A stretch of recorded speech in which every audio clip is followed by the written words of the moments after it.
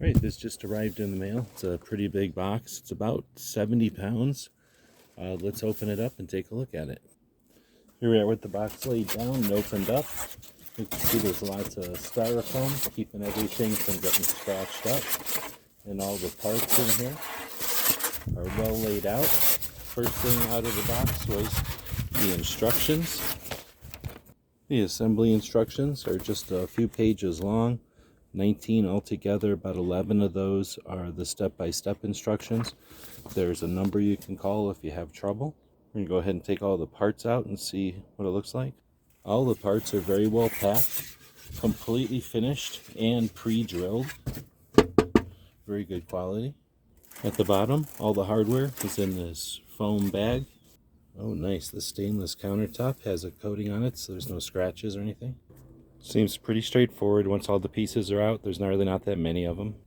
All the smaller pieces and the hardware is labeled. Let's put it together. We're going to start at about, was that 10 to 5, and I'm going to use mostly my Milwaukee and maybe the smaller screwdriver set. Having literally every bag labeled is really going to make this easy. Everything is pre-drilled, so it goes pretty quick.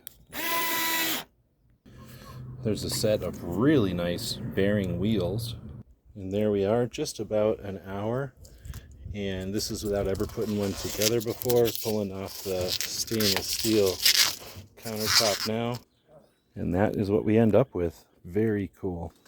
This has a door, adjustable shelving. It's got adjustable wheels, towel holders on the edges, spice rack or place for that kind of stuff. You can hang your utensils there, shelves over here of course. These are pass-through. This one is enclosed, so you can keep things nice in there. And the stainless steel top, immaculate. How nice is that? It's going to be easy to keep clean. It's going to look amazing. I'd like to thank them for sending us this one to check out. Hope this helps.